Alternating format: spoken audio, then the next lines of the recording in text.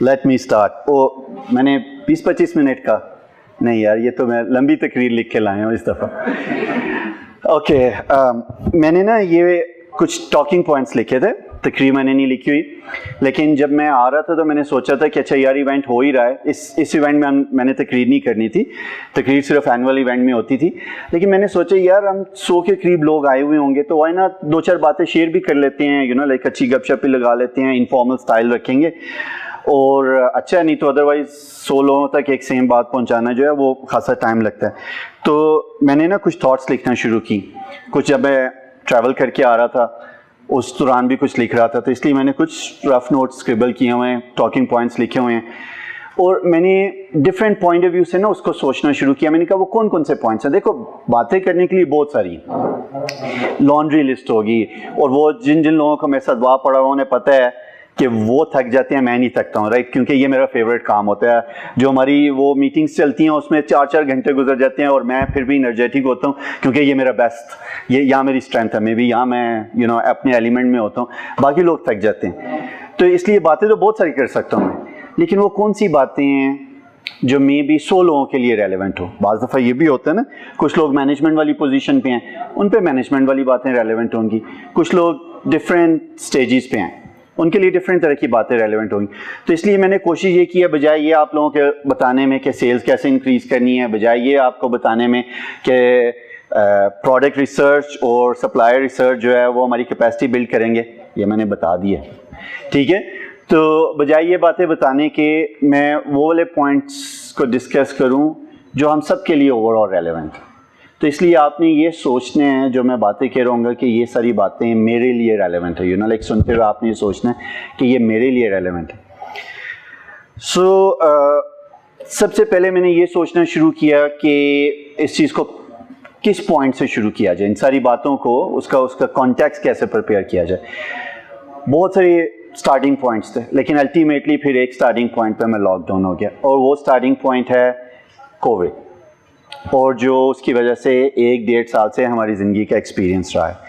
सो इस चीज़ को अंडरस्टैंड करें कि ये एक मेजर डिसरप्शन आई है हमारी ज़िंदगियों में, राइट, हम सब की ज़िंदगियों में, बिजनेसेस में,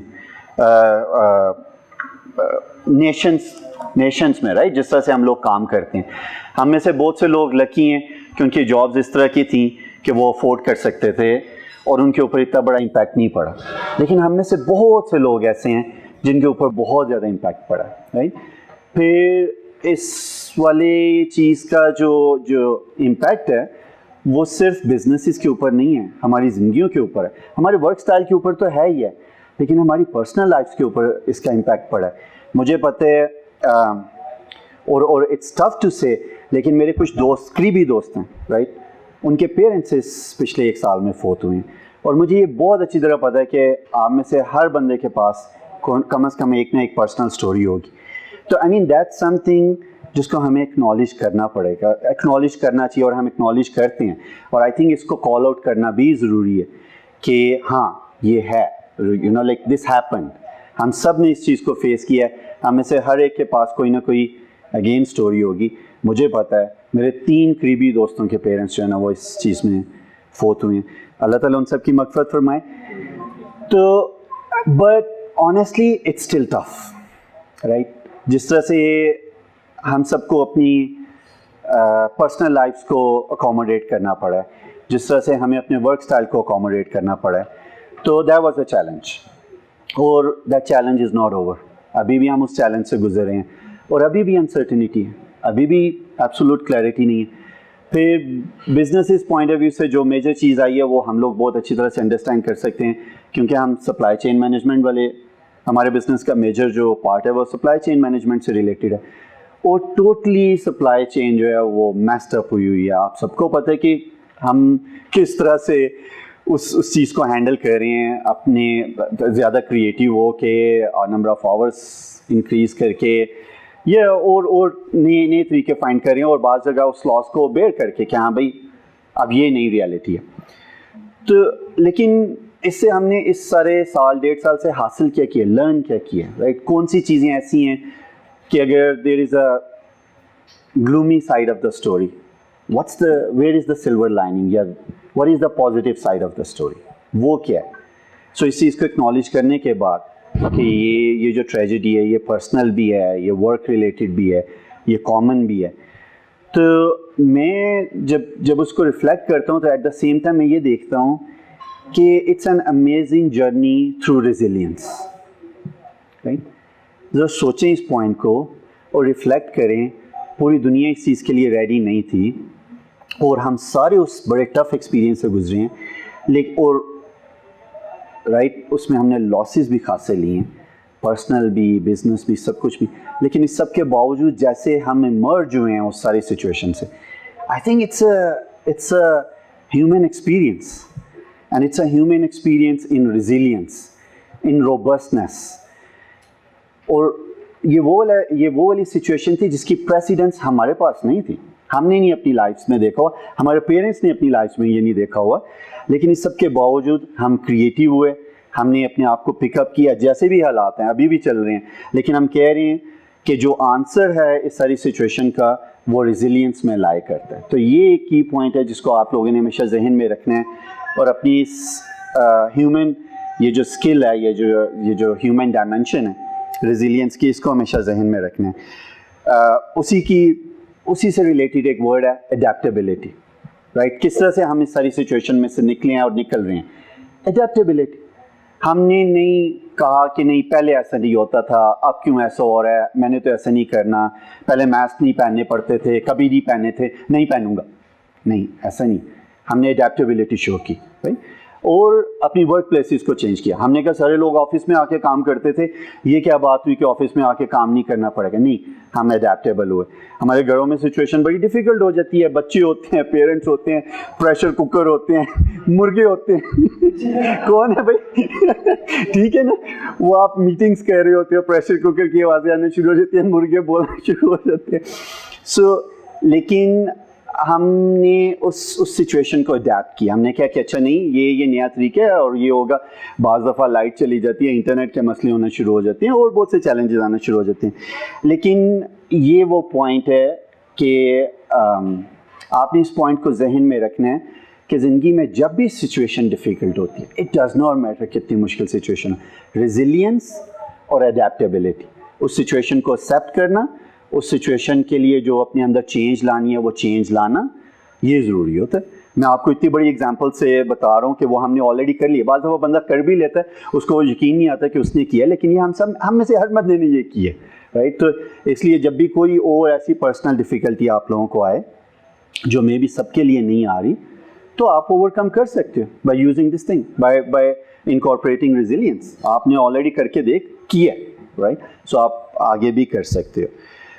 और फिर मज़े की सबसे बात यह है कि ये जो स्टोरी रही है अब तक 1.5 साल की, ये सिर्फ सर्वाइविंग की नहीं रही है, right, at least for our areas, बल्कि ये सर्वाइविंग के बजाय थ्राइविंग की स्टोरी बनी हुई है इन सो मैनी सेगमेंट्स, और may be in so many lucky segments. और हम उन लकी सेगमेंट्स में से बहुत से लोगों के लिए ये अभी भी सर्वाइवल की गेम है, राइट। बहुत से बिजनेसेस के लिए, बहुत से सेगमेंट्स के लिए, लेकिन ई कॉमर्स के लिए it's not surviving, it's thriving, right. Zoom के लिए इट्स थ्राइविंग।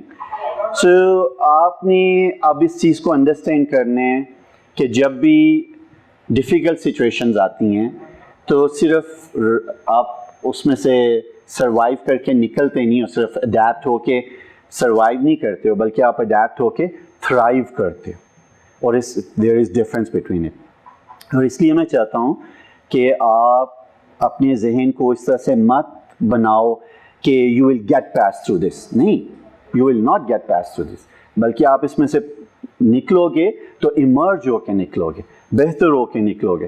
तो ये वाली वो चीज़ अपने आप को बतानी है। अगर अब घरों से काम करना पड़ रहा है तो देखो हमने वो उसको कैसे थ्राइविंग में कहा, हमने कहा वो जो पिछले नोशंस थे उनको चैलेंज कर दिया, नहीं ऑफिस आके काम करना पड़ता है। भाई क्यों ऑफिस आके काम करना पड़ता है, आप घर से काम कर सकते हो, लेकिन उसके लिए अडेप्टेबिलिटी चाहिए होगी, उसके लिए वो काम करने पड़ेंगे जो नई चीज़ें करनी पड़े, लेकिन हम मे बी उससे ज़्यादा बेहतर परफॉर्म कर सकेंगे।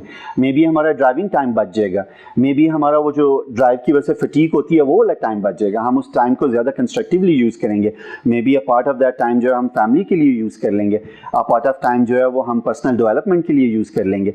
तो अब आप देखो, it's not a story of survival, right, it's a story of thrive, you know, उसमें से making better out of it, not just getting past it. So एक चीज़ जिसने जो हमेशा क्राइसिस में हेल्प करती है वो होती है कमिंग टुगेदर, राइट. अभी भी बड़े अच्छे बड़े क्रिएटिव आइडियाज़ आए, जैसे मुझे अभी तक का सबसे अच्छा आइडिया यही लगता है कि आप लोगों ने जूम रूम्स बना लिए थे, क्योंकि we are humans, we crave for company, right. So otherwise उसके बगैर मज़ा नहीं आता, इसलिए हम ऑफिस स्पेस में आते होते थे ना. तो वो जो जूम रूम्स बने हैं ना, उसका बड़ा फ़ायदा है कि उसकी वजह से kind of a virtual feeling आती है कि मैं अपनी टीम के साथ हूँ. तो लेकिन अब इस आइडिया को ना आगे लेके जाना है, आप लोगों ने नई चीज़ें सोचनी है. और अगेन ये नहीं सोचना, घर में रहते हुए काम करते हुए ये नहीं सोचना कि ये वाला फेज़ ओवर हो जाएगा, क्योंकि जब आप उस तरह से सोच रहे होते हो ना यार, फिर आप वो उस फेज़ को बेस्ट यूज़ नहीं कर रहे होते. इसीलिए कंपनी ने डिक्लेयर कर दिया हुआ है कि we are a remote first company, which actually means yes, अब ये न्यू नॉर्म है. अब हम हमेशा रिमोटली काम करेंगे अनलेस कोई नया चैलेंज नहीं आता इतना ही बड़े लेवल का जो आके फिर पूरे मॉडल को शिफ्ट करता है. तो जब हम रिमोट फर्स्ट पे चले गए हैं तो हमें वो सारी चीज़ें करनी पड़ेंगी जो अब नए work place, which could be my living room, which could be my basement, which could be my may be kitchen का कॉर्नर. तो हमें वो सारी चीज़ें करनी पड़ेंगी कि हम वहाँ से मोस्ट इफ़ेक्टिव हों और रूटीन बिल्ड करें, ऑफिस की तरह तैयार हों, बेड में से निकल के बैठें, ठीक है, और अपना और इसीलिए कंपनी ने भी वो चीज़ें सोचना शुरू की. और अंडरस्टैंड करें, हम सबके लिए पहले एक्सपीरियंसेस हैं, हमें किसी ने नहीं बताया हुआ था 2 साल बाद आएगा और उस टाइम ये प्ले बुक है, इसमें से आप देख लेना. कंपनी भी क्रिएटिवली सोचती जा रही है वो कौन कौन सी चीज़ें हो सकती हैं. आप भी क्रिएटिवली सोचो कि आपको अपनी रूटीन्स में वो कौन कौन सी चीज़ें इंकॉर्पोरेट करनी है जिसकी वजह से आप मोस्ट इफेक्टिव हो सकते हो, right. I think I drive my point home. अब आपको समझ आ रही है कि मैं ये कह रहा हूँ कि आपने बिजनेस एज यूजुअल नहीं करना है. आपने सिर्फ ये नहीं सोचना कि अच्छा ठीक है यार बिस्तर में से कर लूँगा, उस कोने में बैठ जाऊँगा कुर्सी पे और कर लूँगा. नहीं, एक प्रॉपर सेटअप बनाएं. इवन अगर वो टेबल चेयर है, अगर कोई रूम अफोर्ड कर सकता है तो ऑसम यार, आप लकी हो, राइट. तो अपना एक छोटा सा कमरा रख लो. लेकिन हम में से मेजॉरिटी कमरा अलग से नहीं अफोर्ड कर सकती, हमें कमरे का एक हिस्सा ही मिलता है. तो आप कम से कम उस हिस्से को प्रॉपरली अपना ऑफिस स्पेस बनाओ और वो एक पूरा सेटअप हो ताकि उसकी वजह से आपके जो वर्क रूटीन है वो इफ़ेक्ट ना हो, बल्कि आप रादर थ्राइव कर सको. सो क्राइसिस में से हम निकलते हैं बाय कमिंग टुगेदर, और I think that's what happen, right. मैं ये फील करता हूँ, और मुझे नहीं पता ये फीडबैक आप लोग मुझे ज़्यादा बेहतर तौर पे दे सकते हो, कि क्या आप लोग फील करते हो कि इस सारे क्राइसिस में हम लोग एक दूसरे के ज़्यादा करीब आए हैं और ज़्यादा एक दूसरे को हेल्प आउट कर रहे हैं. उसका एक सिस्टम में सेट करने के लिए हमने इसीलिए रखा कि हर 3 महीने बाद हम एक दफ़ा मिला करेंगे. अच्छा, ये मिलना ज़रूरी है, मुझे पता है सक्कर लोग कराची से आए हैं, कुछ सक्कर से आए हैं, कुछ खासी दूर जगहों से आए हैं, लेकिन यार दिस इज़ नेसेसरी. आप रोज़ नहीं आ रहे हो, हम सिर्फ ये कह रहे हैं 3 महीने में एक दफ़ा आओ. अब देखो आज हम इकट्ठे आए ना, बहुत से लोगों से, इतने सारे लोगों से मैं 6 महीने बाद पहली दफ़ा मिला हूँ. तो कम से कम इस चीज़ को बर्डन लेने के बजाय इस चीज़ को ना आप वो एक नेसेसिटी समझो, नागुज़ीर समझो, राइट, कि ये ज़रूरी है, ये होगा, इसका फ़ायदा है. अगर आप उसके फ़ायदे को अंडरस्टैंड करोगे, उसकी वाई को अंडरस्टैंड करोगे, तो you will look forward to that next event जिस पे हम सारे इकट्ठे हो रहे होंगे. तो हर 3 महीने बाद मिलें और वो सारी चीज़ें करें जिससे अदरवाइज़ जो हम फिज़िकल ऑफिस में मिल के एक दूसरे से वो रिसीव करते थे वो हम रिसीव कर सकें.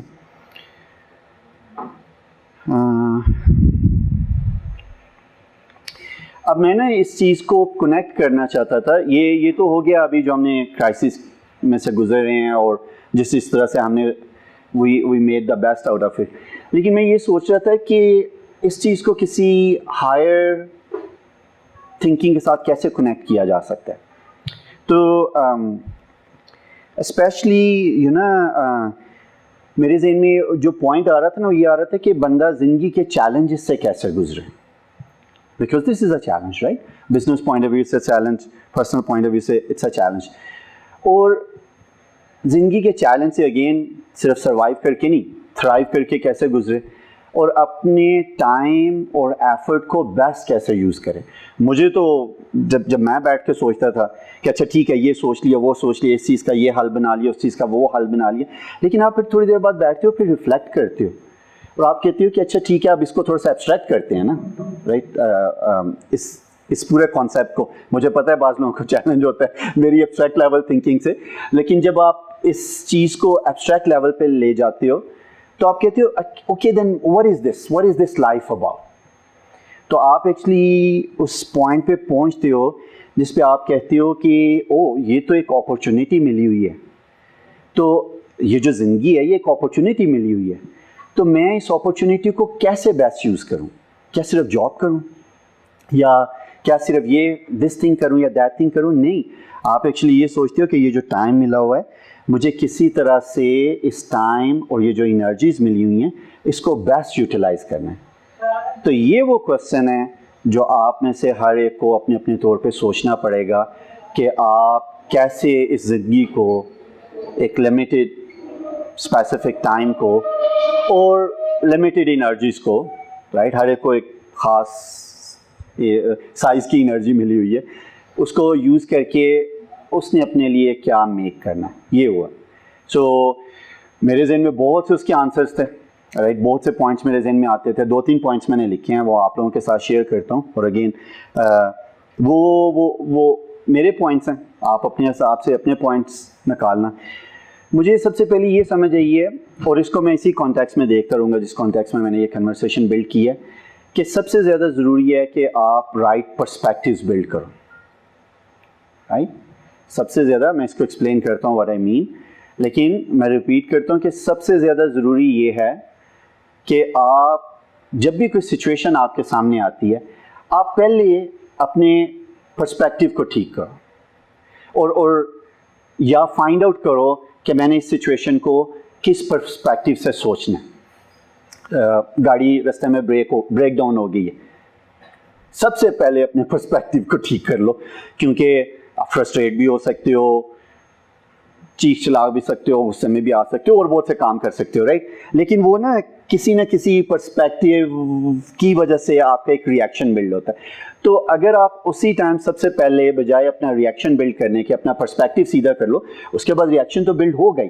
हमने पर्सपेक्टिव्स की कंपनी में काफ़ी एक्सरसाइजेस की हुई हैं, और हमने एक जो एक्सरसाइज की थी वो ये की हुई थी कि इस चीज़ को अंडरस्टैंड किया जाए कि हमारे कंट्रोल में क्या है, ठीक है।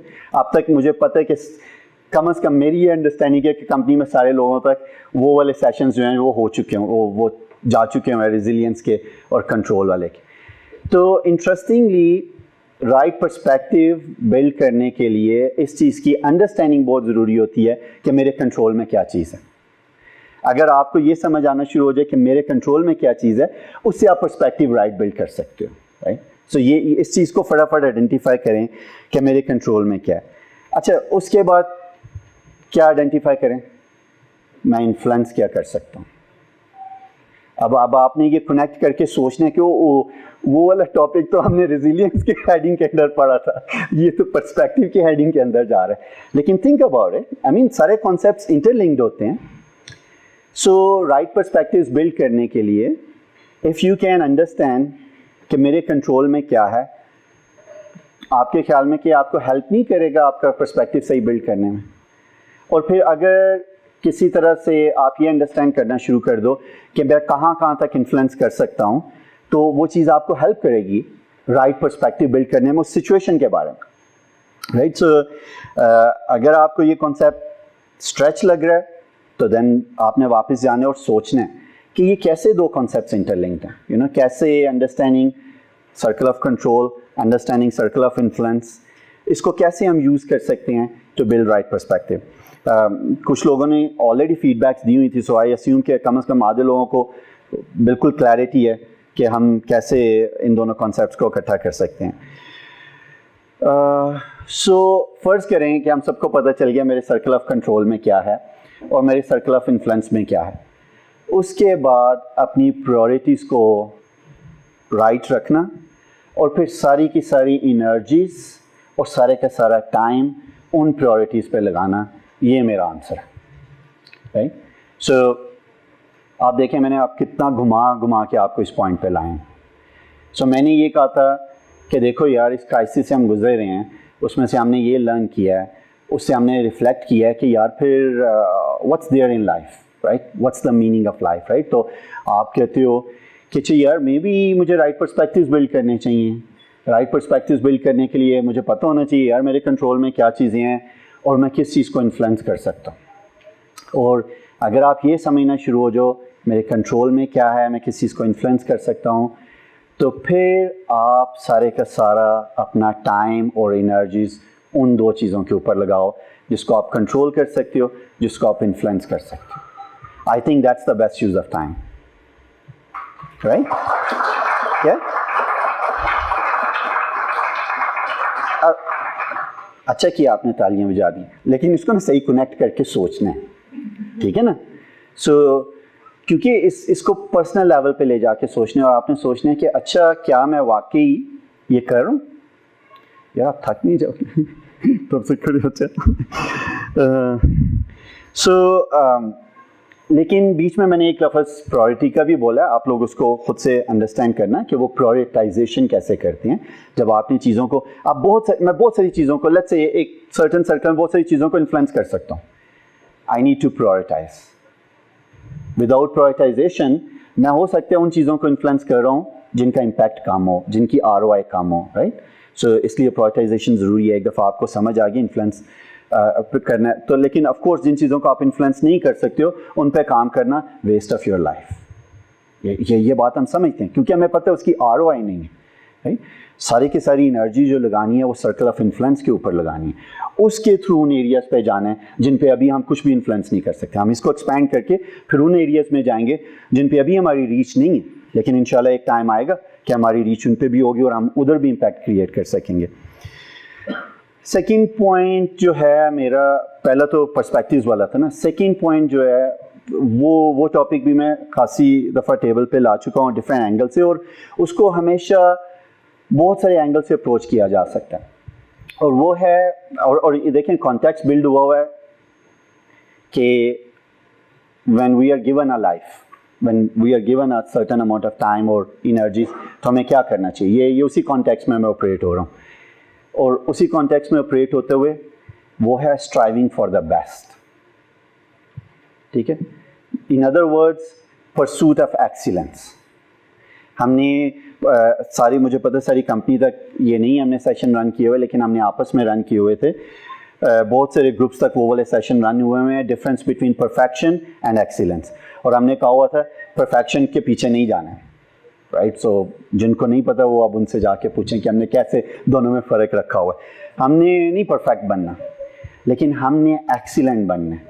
हमने परफेक्शन की परसूट के पीछे नहीं जाना है, हमने एक्सीलेंस की परसूट के पीछे जाना है। और ये है वो सेकंड गोल ज़िंदगी का मेरे ख्याल में, कि pursuit for excellence, always striving for the best.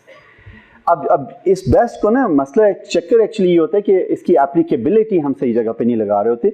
इसकी एप्लीकेबिलिटी हमने ज़िंदगी के हर एस्पेक्ट पे लगानी है, हर एस्पेक्ट। अगर आप पेरेंट हो तो आपने पेरेंटिंग पे लगानी है। अगर आप वर्कर हो, यानी डिफरेंट रोल्स में एक ही बंदा डिफरेंट काम कर रहा होता है ना। अगर आप जॉब के ऊपर हो तो जॉब के ऊपर डू योर बेस्ट। अगर आप टीचिंग कर रहे हो तो टीचिंग में डू योर बेस्ट।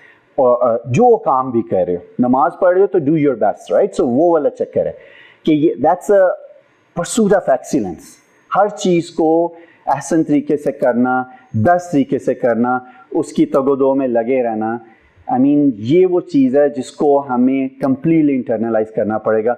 और मैं आपको बता रहा हूँ, आप में से बहुत से लोग अभी बहुत यंग हो माशाल्लाह। अगर आप अभी इस कॉन्सेप्ट को इंटरनलाइज कर लोगे, आप 10 सालों में वो अचीव कर सकते हो जो दूसरे लोग 30-40 ईयर्स में नहीं अचीव कर सकेंगे। So always strive for the best, B the best in what ever you do, right. वो वाला चक्कर है। लेकिन ये चीज़ कैसे होती है?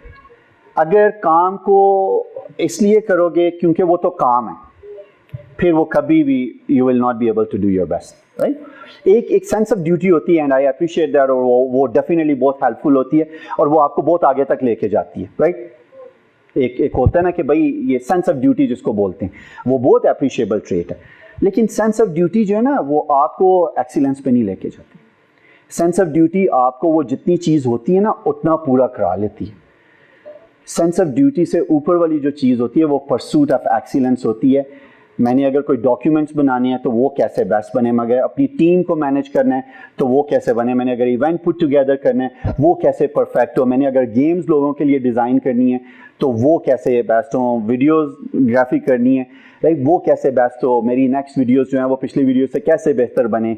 लाइक हर चीज़ में जब आप नेक्स्ट चीज़ के लिए ट्राई करते रहते हो, एफर्ट पुट करते रहते हो और उस परसूट में लगे रहते हो, तो फिर आप जो है वो मे बी तब आप फिर जिंदा रहने का हक अदा करते हो। ये मेरे जहन में ऐसा आता है। सो अगर आप काम पे आते हो तो यार प्लीज़ काम के लिए नहीं करना, राइट? काम एक्सीलेंस के लिए करना। और ये वो टॉपिक है जिसमें मैं आपकी रात भी लगा सकता हूँ और मैं आपको इतनी सारी एग्जांपल्स दे सकता हूँ और डिफरेंट कल्चर से एग्जांपल्स दे सकता हूँ। और अभी मे बी किसी छोटे ग्रुप में आप लोगों को बताऊँगा कि जब मैं आ रहा था और मेरी फ़्लाइट मिस हुई और मुझे 55 घंटे क्यों लगे, और वहाँ पे भी मैंने एक बंदी को देखा, right? And she was not doing her job, she was in her pursuit of excellence. जिस तरह से पूरी फ़्लाइट की जहाज़ की टिकट्स कैंसिल हुई हैं, वहीं पे बाकी सारे लोग भी थे, दे वर डूइंग देयर जॉब। अच्छा ठीक है, ये है पर्ची है, ये कर देंगे, अगली टिकट कर देंगे, होटल बुक करा, लेकिन she was not doing that, she was doing way more than that. क्योंकि उसकी वो मेक श्योर कर रही थी कि हर बंदा जो है वो उसका प्रॉब्लम जो है वो रिजॉल्व हो सके, खा उसको जितना मर्जी टाइम लग रहा है, खा उस टाइम तक रात के यानी सुबह के 2 AM हो चुके हुए थे, पर उसको कोई परवाह नहीं थी। उसका मकसद ये था कि हर एक का मसला हल हो, खा जितना भी टाइम लगता है वो मसला हल होने पे, खा कितना भी कॉम्प्लिकेटेड। बाकी लोग भी थे उसके साथ ही थे, वो उन सब की सेम जॉब सेम तनख्वाह मिल रही होगी, लेकिन बाकी सारे जो थे अपनी जॉब कर रहे थे और वो जो थी वो she was in her pursuit of excellence. तो इस तरह की बहुत सी एग्जाम्पल्स हैं, हमें अपनी एग्जाम्पल्स खुद से क्रिएट करनी है, राइट? सो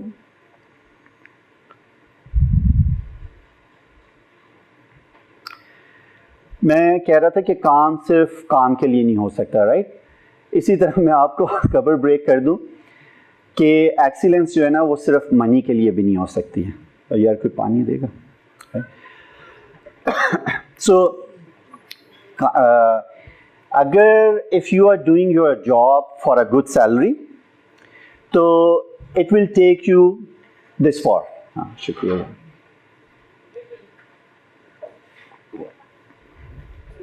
या ठीक है, अभी यार फिर ज़रूरत पड़ जाए। अच्छा, सेंस ऑफ ड्यूटी बहुत अच्छी बात है, वो तो ज़रूर रखो ना, राइट? वो होनी चाहिए।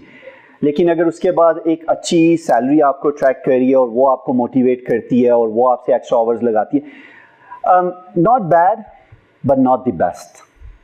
मतलब इट्स ओके इंसेंटिव, हमने वो भी कुछ ग्रुप्स में हमने वो भी डिस्कस किया हुआ है, प्ले, परसूट और प्ले, पर्पस और परसूट, राइट? वो जिन्होंने नहीं किया हुआ, you know, go and ask कि वो यार वो क्या था टॉपिक, राइट? उसका मुझे बताओ। That would be your pursuit of excellence कि यार मुझे उस बात की समझ नहीं आई थी, वो क्या बात थी, मैंने भी वो समझ नहीं। So money is good to have, लेकिन मनी जो है वो आपको परसूट ऑफ एक्सीलेंस नहीं दे सकता, इसलिए ये वो चीज़ नहीं है, उसको नहीं ऑप्टिमाइज़ करो, बल्कि अगर ऑप्टिमाइज़ करना है तो परसूट ऑफ एक्सीलेंस को ऑप्टिमाइज़ करो, इसको एंड गोल बनाओ, राइट? बाकी सारे जो हैं वो बाय प्रोडक्ट्स हैं, money is a by product, वो बीच में आती है, वो एंड पे नहीं, यानी वो एंड गोल नहीं होता है। आप जब एक्सीलेंस के लिए जा रहे होते हो तो ये सारी चीज़ें फिर आपको साइडों पे मिलती रहती हैं, लेकिन आपकी नज़र जो है ना वो फिर भी हमेशा एक्सीलेंस पे होती है, इस चीज़ के ऊपर नहीं होती। So keep excellence as your end goal. एक फ़ायदा पता है क्या होता है ये परसूट ऑफ एक्सीलेंस का? आप रोल मॉडल बन जाते हो। जैसे वो मैंने तो उसका नाम भी फिर वो जो था ना जो मैं बता रहा हूँ, जहाज़ जब कैंसिल हुआ तो मैंने जो उसको वो बोलते हैं फ़्लाइट मैनेजर, मैंने फ़्लाइट मैनेजर से जाके उसका नाम भी पूछा था, वो बड़ा खुश हुआ, उसने फिर मुझे पूरा नाम लिखा है। वो रोल मॉडल बन गई ना हम में से बहुत सारे लोगों के लिए। अब देखो 100 लोगों का मैं आके बता रहा हूँ, नाम मुझे उसका भूल रहा है, नाम उसका बड़ा common typical American African American नाम था, तो लेकिन वो रोल मॉडल बन गई बिकॉज वो परसूट ऑफ एक्सीलेंस करी थी, उसके साथ उसी तरह के और भी बहुत से लोग थे, उनमें से मुझे किसी का नाम नहीं पता, वो मेरे रोल मॉडल नहीं है। तो जब हम परसूट ऑफ एक्सीलेंस करते हैं, अगर हम 100 में से 100 लोग करेंगे ना, तो हम 100 रोल मॉडल्स बना रहे होंगे। तो जब मैंने ये चीज़ सोची तो फिर उस टाइम मुझे वो इकबाल के शेर की समझ आई थी, वो था लिया जाएगा काम तुमसे दुनिया की इमामत का। तो मैं सोचता होता था इस बात का क्या मतलब है, राइट? तो आप देखो ना, ये जो कॉन्सेप्ट है कि लिया जाएगा काम तुमसे दुनिया की इमामत का, तो दुनिया की इमामत से क्या मुराद है? People will look up to you कि ये कैसे करते हैं यार, ऐसे करने हमने, इन्होंने कैसे किया, ऐसे करना। अभी हमारी कंपनी जो है वो लीड कर रही है, अभी ये जो जिस तरह से हमारी कंपनी एम्प्लॉयज़ की केयर कर रही है, आप यकीन करें उसके 2-3 महीने बाद गूगल या फेसबुक या कोई और कंपनी हमसे बाद में वो कह रही होती है। अभी हार्वर्ड बिजनेस रिव्यूज़ में वो जो आर्टिकल लिखे जा रहे हैं, हमने 2-3 महीने पहले वो काम कर लिए होते हैं। ये है रोल मॉडलिंग, ये वो चीज़ें हो रही हैं। अभी ये जो है लैपटॉप स्टैंड, इसके पीछे बड़ी थॉट प्रोसेस गया है। वो ये गया कि यार वो चीज़ें क्या होनी चाहिए, वो आपको गिफ्ट कार्ड्स भेजे जा सकते हैं और बहुत सी चीज़ें इंटरेस्टिंग भेजी जा सकती हैं।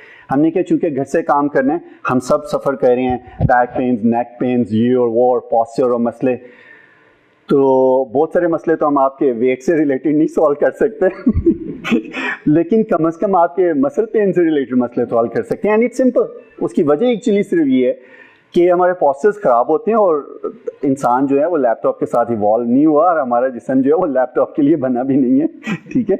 तो हमें फिर वो कोई ना कोई और टूल्स बनाने पड़ेंगे जिसके थ्रू हम इस मशीन के साथ जो है ना कॉम्प्रोमाइज़ कर सकें। और वो वही है कि आपको आई साइट के ऊपर आपकी जो आइज़ हैं वो यूँ सीधी होनी चाहिए, राइट? यूँ ना हो, तो आपका नेक यूँ ना हो।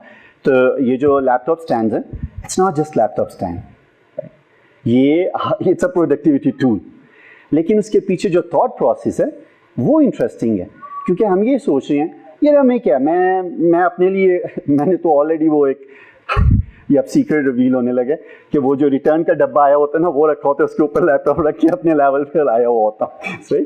लेकिन अगर वो प्रॉब्लम मुझे आ रहा है तो वो प्रॉब्लम आप सबको भी आ रहा है, ये वो थॉट प्रोसेस। और यूँ हमने सोचना है कि यार जो चैलेंज मुझे आ रहा है बाकी सबको भी तो आ रहा होगा ना, उनके मसले का क्या हल होगा। अगर आप में से हर बंदा इस तरह से सोचना शुरू हो जाएगा ना, फिर प्रॉब्लम सॉल्व होंगे, राइट? सो आप ये सोचो, मुझे वो एक मिसाल देनी पड़ेगी, जब हम वॉशरूम से निकल रहे होते हैं तो जो हम हालत उसकी करके आ रहे होते हैं, तो अगर आप ये सोचो कि यार जब मैं आया था इसकी हालत बहुत बुरी थी तो मुझे पहले क्लीन अप करना पड़ा, फिर उसको यूज़ करना पड़ा, तो अगर मैं क्लीन अप करके जाऊंगा, किसी को क्लीन मिलेगा, कम से कम वो जो मैं अपने लिए हासिल करना चाहूँ मुझे मिलेगा, तो हो सकता है अगला भी यार सोच के कि यार मैं जब आया था क्लीन मिला था, मैं क्लीन करके जाऊँ। तो ये वो है थिंकिंग अबाउट अदर्स, तो वहाँ से वो चीज़ इन्फॉर्म होती है। एनी हो, मैं ये कह रहा था कि जब आप परसूट ऑफ एक्सीलेंस करते हो तो आप रोल मॉडल बनते हो, और ये उसका एक बड़ा ही इंटरेस्टिंग साइड बेनिफिट है। Again even interestingly role model बनना भी एंड गोल नहीं है। एंड गोल क्या है, कोई बता सकते? Pursuit of excellence, right? Even role model बनना भी एंड गोल नहीं है, ये भी साइड प्रोडक्ट है, जो बाय प्रोडक्ट है, मिलेगी, और वो मिलेगी जब आप परसूट ऑफ एक्सीलेंस कर रहे होगे, वो होगा। लेकिन you are again not looking for कि अच्छा मैंने रोल मॉडल बनना है, वो आप उसके लिए उसको देख कर नहीं जा रहे होगे, वो वैसे आपको मिलेगा साइड पे। सो तीसरा मेरा जो पॉइंट है जिससे मैं कनेक्ट करता हूँ, और अगेन कॉन्टेक्स्ट क्या बिल्ड हुआ हुआ है, कॉन्टेक्स्ट ये बिल्ड हुआ हुआ है कि हम कैसे ज़्यादा प्रोडक्टिवली इफेक्टिवली अपनी इस टाइम और एनर्जी को यूज़ कर सकते हैं, राइट? सो हमने कहा कि राइट पर्सपेक्टिव्स बिल्ड करना ज़रूरी है। राइट पर्सपेक्टिव्स बिल्ड करने के लिए हमें सर्कल ऑफ कंट्रोल का पता होना चाहिए, हमें अपने इन्फ्लुएंस वाले सर्कल का पता होना चाहिए, और अपनी सारी की सारी एनर्जीज़ जो हैं वो उस इन्फ्लुएंस वाले सर्कल में लगानी चाहिए। और फिर हम कह रहे हैं, सेकंड पॉइंट हम ये डिस्कस कर रहे हैं कि परसूट ऑफ एक्सीलेंस होना चाहिए हर चीज़ में। We want to be the best, you know, like उसको एहसन तरीके से करना है। तो तीसरा जो पॉइंट है ना, वहाँ आके ये कन्वर्सेशन जो है ना वो कंक्लूड होगी, वहाँ ये सारे पॉइंट्स मर्ज होंगे। वो ये होगा कि अपना सबसे ज़्यादा टाइम जो है वो सर्कल ऑफ इन्फ्लुएंस में लगाओ, उस पर फोकस करो। और अभी मे बी आहिस्ता आहिस्ता आप जब सोचोगे ये कॉन्सेप्ट इमीडिएटली सेटल डाउन नहीं होते, लेकिन जब आप सोचना शुरू करोगे तो फिर आपको बहुत सारे तरीक़ों से समझ आना शुरू होगी कि मेरे सर्कल ऑफ इन्फ्लुएंस में कौन कौन सी चीज़ें आती हैं। लेकिन अपना सबसे ज़्यादा टाइम और एनर्जीज सर्कल ऑफ इन्फ्लुएंस पे लगाओ, क्योंकि जब आप लगाओगे, जिन्होंने पढ़ा हुआ है आपको पता है सर्कल ऑफ इन्फ्लुएंस पे काम करें तो क्या होता है, सर्कल ऑफ इन्फ्लुएंस बड़ा होता जाता है, बड़ा होता जाता है। जो जो हमारी कंसर्न्स हैं वो वाले उन पे भी हम इम्पैक्ट क्रिएट कर सकते हैं। तो सर्कल ऑफ इन्फ्लुएंस को बड़ा करने के लिए, सर्कल ऑफ इन्फ्लुएंस पे काम करने के लिए you need to contribute in other people's life. अगर आप सर्कल ऑफ कंट्रोल पे काम कर रहे होगे तो you are contributing to your life, right? तो डेफिनेटली, क्योंकि circle of control most of the cases में हमारे तक लिमिटेड होता है। लेकिन सर्कल ऑफ इन्फ्लुएंस में हम कह रहे हैं काम करो, हम कह रहे हैं उसको बड़ा करो, तो उसका मतलब क्या है फिर बड़ा करने का? उसका मतलब ये है आपको दूसरों के लिए काम करना पड़ेगा, सिर्फ अपने लिए काम नहीं करना पड़ेगा। अगर अपने लिए काम करते रहोगे तो सर्कल ऑफ कंट्रोल के आगे पीछे ही रहोगे, आप अपने सर्कल ऑफ इन्फ्लुएंस को बड़ा नहीं कर रहे होगे। सो अगर आप चाहते हो कि ज़्यादा से ज़्यादा एरिया पे इम्पैक्ट डालो, तो there is no other way than contributing in other people's life, right? और दैट डजंट एक्सक्लूड यू, आपको अपने ऊपर हमेशा काम करते रहना है, लेकिन आपको दूसरे लोगों की ज़िंदगियों में कंट्रीब्यूट करना है। जैसे जैसे ये करोगे वैसे वैसे सर्कल ऑफ इन्फ्लुएंस बड़ा होगा, और जैसे जैसे सर्कल ऑफ इन्फ्लुएंस बड़ा होगा आपका इम्पैक्ट जो है वो बढ़ता जाएगा। मैं इस चीज़ को कनेक्ट करूँगा कि अभी इस ट्रिप का जो एक पार्ट था उसमें वो क्या था, वो हम क्या कर रहे थे, वो हम अपने सर्कल ऑफ इन्फ्लुएंस पे काम कर रहे थे, जो अभी एक खास साइज़ का था, लेकिन हम उसको पुश कर रहे थे ताकि हमारे सर्कल ऑफ इन्फ्लुएंस जो है ना और बड़ा हो, ताकि हम और ज़्यादा बड़े एरिया पे इम्पैक्ट डाल सकें। लेकिन मैं उससे पहले ना इस चीज़ को ना कनेक्ट करना चाहता हूँ पाकिस्तान के साथ, राइट? हम में से हर बंदा इस चीज़ पे कन्विंस्ड है कि पाकिस्तान में बहुत सारा पोटेंशियल है, पाकिस्तान के लोगों में बहुत सारा पोटेंशियल, और नो डाउट बहुत पोटेंशियल है यार। 1 घंटे की ड्राइव में अगर हम ऐसी सीनिक जगह के ऊपर आ सकते हैं, और मैं आपको प्रॉमिस करता हूँ कि सियाटल में ऐसी सीनिक जगह नहीं मिलती। हाँ, सियाटल से 1 घंटे की ड्राइव करके जाओ तो कैस्केड माउंटेन्स है, कैस्केड माउंटेन्स में मैं आपको ऐसी जगह ढूंढ के दे सकता हूँ, मे बी प्रोवाइडेड उस दिन इस तरह से बादल आए हों जैसे आज आए हुए हैं। जिन जिन लोगों को पता है, बल्कि आप सबको मैंने वो ऑलरेडी भेज दी थी लिस्ट कि हमने 7/26 और जुलाई 26 और जुलाई 27 को हम बहुत से लोगों को जो मिला रहे थे दूसरे लोगों के साथ। तो आपको पता है कि बाहर कितने टैलेंटेड पाकिस्तानी रहते हैं, और इवन पाकिस्तान के अंदर कितने टैलेंटेड पाकिस्तानीज हैं। सो आप लोगों को पाकिस्तान के पोटेंशियल का पता है। अब पॉइंट एक्चुअली ये है कि उस पोटेंशियल को कैसे टैप किया जाए, और मेरे ज़हन में उसका सलूशन यही आता है अपने आप को डेवलप करके और दूसरे लोगों को डेवलप करके। कौन से लोगों को आप डेवलप कर सकते हो? वो लोग जो आपके सर्कल ऑफ इन्फ्लुएंस में हैं, राइट?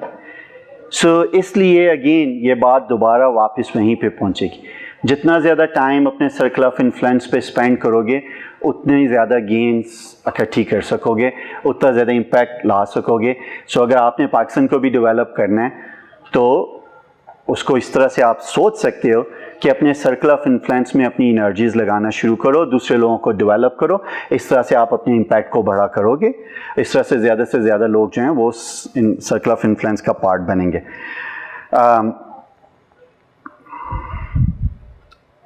मैं वही बात कह रहा हूँ कि आपके जो बेस्ट आवर्स हैं और आपकी जो बेस्ट थिंकिंग है वो इस चीज़ पे स्पेंड होनी चाहिए कि भाई मेरे सर्कल ऑफ इन्फ्लुएंस में कौन आता है। और वो हमने वो स्टडी किया हुआ है। फैमिली आती है, रिलेटिव्स आती हैं, फ्रेंड्स आते हैं, कॉलीग्स आते हैं, और फिर ये तो नोन है ना, इन पे तो करो ना काम। फिर उसके बाद बैठ के सोचो कि अब उसके बाद कौन आते हैं। मे बी नेबर्स आते हैं, ठीक है। फिर उसके बाद सोचो और कौन आते हैं। तो फिर ये सोचो कि वहाँ तक कैसे पहुँचा जा सकता है। अगर वो नेबर्स भी नहीं है, रिलेटिव्स भी नहीं है, तो उन तक भी पहुँचने, तो फिर आप वो मेथड्स फाइंड करोगे। नवीद वीडियोस बनाता है, आप बनाने छोड़ दिए, ठीक है, वो बहरिया टोन के दिखाता है। और दूसरे तो देखें एकदम से नवीद का जो सर्कल ऑफ इन्फ्लुएंस है वो एक्सपैंड कर गया है इसके रिलेटिव्स वाले और कॉलीग्स वाले सर्कल से। बहुत से वो लोग जिन्होंने वीडियो देखे, और अगर आपने नहीं देखे यार प्लीज़ देखना, तो थोड़ी सी और लाइक्स हो जाएं। अच्छा, इसी तरह मे बी हसीब भी शायद वीडियो बनाता हो, करता तो रहता है कुछ ना कुछ, मुझे नहीं पता, बड़ा ज़बरदस्त किस्म के माइक शाइक रखे हुए हैं, मैंने देखा इसका सिस्टम। तो एक वो तरीका है कंटेंट जनरेशन, आप वो करके अपना सर्कल ऑफ इन्फ्लुएंस इंक्रीज कर सकते हो ना। वो लोग अदरवाइज आपके सर्कल में तो नहीं, लेकिन जो जो लोग आपको देख रहे हैं, आपकी बात सुन रहे हैं, कोई ना कोई तो पॉजिटिव इम्पैक्ट डाल सकते हो या नेगेटिव इम्पैक्ट डाल सकते हो। यू नो, गलत चीज़ फैलाओगे तो गलत इम्पैक्ट पड़ेगा। तो इसी तरह हम लोगों ने क्या किया, हम यही सोचते रहते होते थे कि अब अपने सर्कल ऑफ इन्फ्लुएंस को कैसे इंक्रीज करें। ये वो एफर्ट थी कि हमने सोचा कि सियाटल से एक ग्रुप ऑफ लोगों को लेकर आते हैं और हम यहाँ पिछले 5-10 साल से काम कर रहे हैं और हम देख रहे हैं कि यार अच्छे लोग भी हैं, बुरे लोग भी हैं, अच्छे एक्सपीरियंसेस भी हैं, बुरे एक्सपीरियंस भी हैं, just like any other place. तो हम कैसे उन लोगों को राइट लोगों के साथ कनेक्ट करें। अब उनमें से बहुत से लोग हमारे सर्कल ऑफ इन्फ्लुएंस में नहीं थे, लेकिन आहिस्ता आहिस्ता उनको हम लाएंगे। अब हम लाए हैं, अब हमने मिलाया। नोमान और इसाम 2 मेरे दोस्त हैं, उन्होंने बहुत ज़्यादा काम किया था। तो मेरे सर्कल ऑफ इन्फ्लुएंस में नोमान और इसाम थे और फिर उन्होंने आगे बहुत सारा काम किया जिन तक मेरा इन्फ्लुएंस नहीं था और वो सारे लोग आए। फिर उसके बाद हम और बहुत से लोगों से मिले हैं, अब हमने उन पे इम्पैक्ट डालना शुरू किया। अब हमने जाके एक्सक्यूज़ मी, जब से वो इवेंट हुआ है, हम अपने बेस्ट आवर्स उसी सर्कल ऑफ इन्फ्लुएंस को पुश कर रहे हैं ताकि वो फर्दर बढ़ाओ। अभी हमने जाके अपने बेस्ट आवर्स जो हैं इसी चीज़ के ऊपर लगानी है कि किसी तरह से वो हमारा सर्कल ऑफ इन्फ्लुएंस जो है वो, अभी अगर सियाटल के 20 लोग इस पॉइंट को अंडरस्टैंड कर रहे हैं तो मे बी 2000 लोग अंडरस्टैंड करना शुरू कर दें। तो ये हम करेंगे, हम अपने सर्कल ऑफ इन्फ्लुएंस को पुश करेंगे, उसमें काम करेंगे ताकि हमारा सर्कल ऑफ इन्फ्लुएंस जो है वो बढ़ता जाए। तो भाई इस तरह से हम 100 के 100 लोग जो हैं, 100+, अगर हम अपने अपने सर्कल ऑफ इन्फ्लुएंस पे काम करना शुरू कर दें तो ये चीज़ जो है बड़ी तेज़ी से उसको हम बोलते हैं इन्फ्लेक्शन पॉइंट या ब्रेक थ्रू पॉइंट पे पहुंच सकती है। ठीक, और फिर जो इम्पैक्ट होता है वो किसी एक ख़ास टाइम के बाद बहुत ज़्यादा होना शुरू हो जाता है। शुरू में आपको हमेशा जो है वो थोड़ा सा इम्पैक्ट लग रहा होता है और फिर एक टाइम आता है जब बहुत ज़्यादा होना शुरू हो जाता है। लेकिन क्लोज इसी पॉइंट पे करूँगा कि आपको इवन नाउ मे बी ये पॉइंट भी एक डिफरेंट लेवल ऑफ अंडरस्टैंडिंग है कि मे बी आपको इस चीज़ का भी वेट करने की ज़रूरत नहीं कि इन्फ्लेक्शन पॉइंट कब आएगा। आपका काम करना है, right, and that's what you need to focus on. So जो बेस्ट लाइफ है, that's the life of service, right. जो खिदमत वाली ज़िंदगी है वो बेस्ट ज़िंदगी होती है। तो इसीलिए अगर आप उस पर फोकस रखोगे, जिसमें आप खुद भी इंक्लूडेड होते हो, अपने आप को एक्सक्लूड नहीं करो, तो जो खिदमत की ज़िंदगी होती है वो बेस्ट ज़िंदगी होती है। तो दैट्स इट, थैंक यू, बहुत बहुत शुक्रिया।